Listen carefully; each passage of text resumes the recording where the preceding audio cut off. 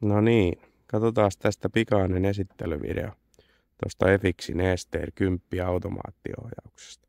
Se on nyt tässä asennettuna asiakkaan massikkaan 7615 malliltansa. Aika hyvä esimerkki, mihinkä tällainen ratkaisu on niin kuin parhaimmillaan. Että nykyaikaisen tilankin tarpeisiin kaikki ominaisuudet löytyy, mutta se automaattiohjaus sieltä puuttuu. Tällähän saadaan sitten jatkoaikaa vielä hyvin koneelle. Katsotaan tästä ihan heti aluksi, kun vieressä ollaan, niin täältä löytyy ohjauskulman anturi. Lisävarusteena Efixihin asennetaan tuonne lokasuojan kiinnityspulttien alle yleensä mahdollisimman hyvin tuonne suojahan. Ei ole sitten ihan kaiken kuran alla. Johto vedetään tuosta etuaksilaa pitkin esimerkiksi. On vielä laitettu suojaspiraalin sisälle. Massikas saadaan sitten hyvin tuolla suojaputken alla menemään hyttiä kohti. Ei ole tosiaan pakollinen varuste Efixihin, mutta yleensä laitetaan sitten, että saadaan se viimeinenkin tarkkuus sieltä irti, että järjestelmä tietää, mihin asennossa ne pyörät oikeasti on, niin saadaan se hydraulisen ohjauksen luiston vaikutus poistettua, mikä siellä aina pieni on olemassa. Sitten kun kiivetään tänne katolle, niin täältä löytyy tämä ESR1 vastaanotin. Aika hyvä paketti. Siellä on GNSS-moduuli, 4G-moduuli ja imusensori. Samassa paketissa ja IP69K-luokitus, mikä on aika kova sana tänne Suomen oloihin. Yksi johto vain katolle tarvitaan ja tosiaan yksi vastaanotin sinne.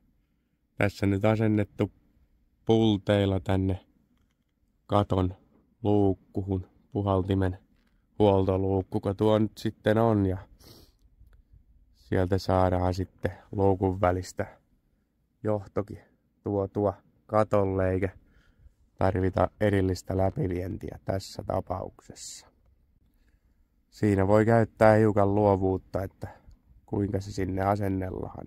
Magneetit on yksi vaihtoehto, mutta paras aina kun kiintiä tehdään, niin se sitten siellä pysyy. Hyttiin kun laskeudutaan, niin täältä löytyy sitten tämä rattimoottoripaketti asennettuna. Hyvin hiljainen, voisi sanoa äänetön moottori, ja oikeilla soviteholokeilla, vaikka paksu moottori onkin, niin saadaan hyvin lähelle tuonne suunnanvaihtajapakettia, ja siten sitten jää tämä etäisyys hyvin maltilliseksi, että ei muutu tuntuma siinä kohtaa. Eipä juuri eroa alkuperäisestä. Moottorille sitten tietenkin tarvitaan kiinnitys. Tässä se saadaan aika siististi tuonne muovien alle rautahan kiinni, ja siitä sitten hiukan joutuu lovia tehdä muoviin, mutta siitä saadaan sitten läpitte myös johto.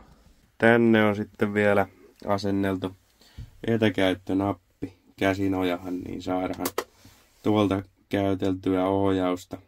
Ei tarvitse kynnöspellolla sitten yrittää sinne näyttähän osua.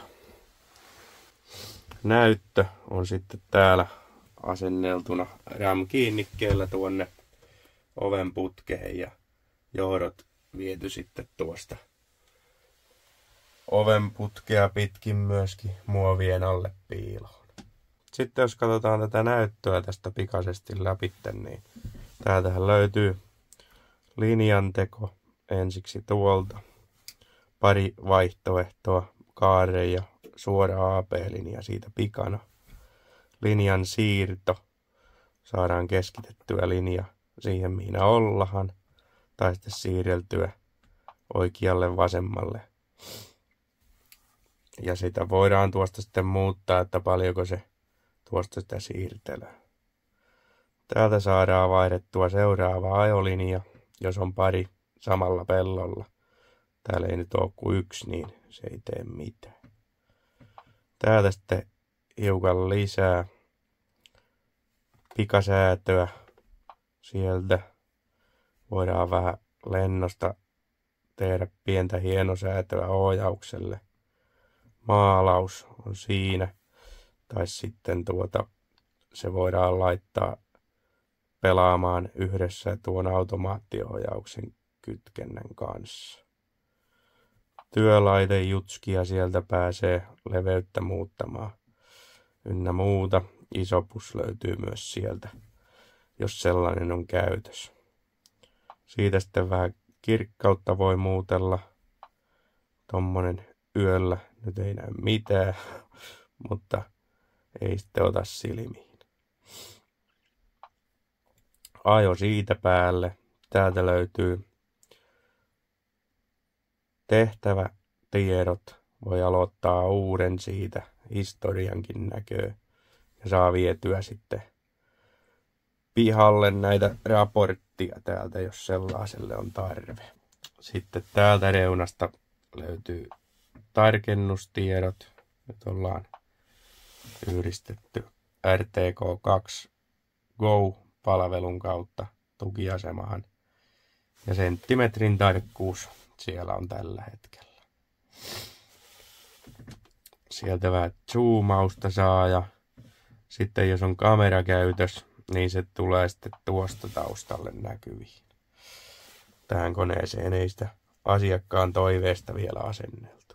Sitten jos tästä katsotaan ajolinjat, löytyy täältä lohkon linjat. Siitä pääsee sitten myös päistekäännösasetuksiin, että täältä saa hiukan muutettua, miten se käännös tapahtuu ja onko se päällä ylipäätänsä.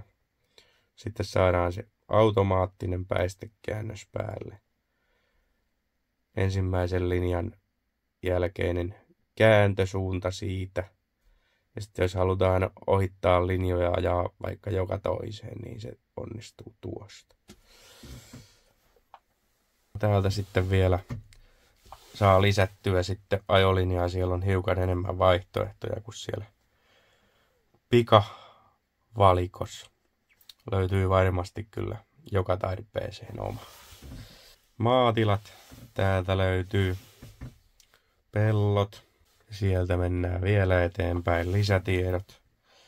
Niin sieltä näkyy sitten, missä on pellolle rajat piirretty. Siinä rajojen piirron yhteydessä voi sitten tehdä tuon AP-linjan samalla kertaa. Täältä saadaan, jos haluaa ulkokierroksia sinne lisäältyä, tämä ajeloo nekin sitten haluttaessa. Ja täältä löytyy sitten kaikki, mitä tuossa aiemminkin samasta paikkaa, eli ajolinjat ja sitten nämä tehtäväraportit. Työlaitteet saadaan tänne muistiin. Voi laittaa niin monta kuin haluaa ja valittua sitten siitä vaan. Vianetsintä sieltä löytyy, jos tulee jotakin, niin sitten se kertoo heti suomen kielellä, mikä voisi olla häikkänä, eikä tuu mitään kryptisiä vikakoodeja sinne. Täältä saadaan päivitettyä kaikki verkosta ja täällä on sitten nämä tukiasemat saa sinne tallenneltua. Ohjausasetuksia ja kalibroinnit löytyy täältä. Ne on automaattisia, että helpolla pääsee siinä. Hiukan sitten konekohtaisia säätöjä voidaan tehdä, niin saadaan sitten hiukan vielä parannettua tuota ohjaushommaa. Muutapa siinä ei oikeastaan. Täältä löytyy sitten vielä voidaan määrittää suurin nopeus, millä saadaan automaattiajoa käytettyä ja suurin nopeus, missä sen saa kytkettyä päälle. Manuaalinen pysäytys, eli kun otat tuota ratista kiinni, niin sen vastuksen voimakkuutta voidaan säätää. Lisäksi täältä löytyy rattimoottorista tämä nappi, mistä voidaan myös ohjausta käyttää. Niin sen saa tuosta päälle ja pois. Semmonen aika simppeli käyttöliittymä ja tosiaan suomeksi täysin meidän toimesta käännetty ja mennään sitten testailemaan, että kuinka se käyttäytyy ajossa. No niin, se alkaa vauhdin kasvaessa tulla erot esiin näissä eri laitteistoissa, niin testataan vielä. Nyt on semmonen 20 vauhtia. Linjalla pysytään sentin tarkkuudella. Sitten nostetaan. Nyt on 27 ja edelleen linjalla pysytään. Ja tää on semmonen mikä erottaa jyvätakanoista, että pystytään pitämään sitä vauhtiakin sitten vähän kovempana. Jotakin niittokonetta lykätähän sun muuta, niin sitä nopeutta joskus sitten saa ollakin, että ei sitten tarvitse sen takia ruveta käsin ajamahan, kun laitteisto ei pysy linjalla. Sellainen esittely siitä. Jos jäi kysyttävää, niin pistä kommenttia tai viestiä mulle suoraan. Yhteystiedot löytyy nettisivuilta. Ja somessa kannattaa seurata, jos aihe kiinnostaa, niin Instagramia kaikista ahkerimmin tuloo päiviteltyä sinne näitä asennuksia ja muuta mukavaa. Ei muuta kuin kiitos mielenkiinnosta ja jatketaan aiheen piirissä myöhemmin.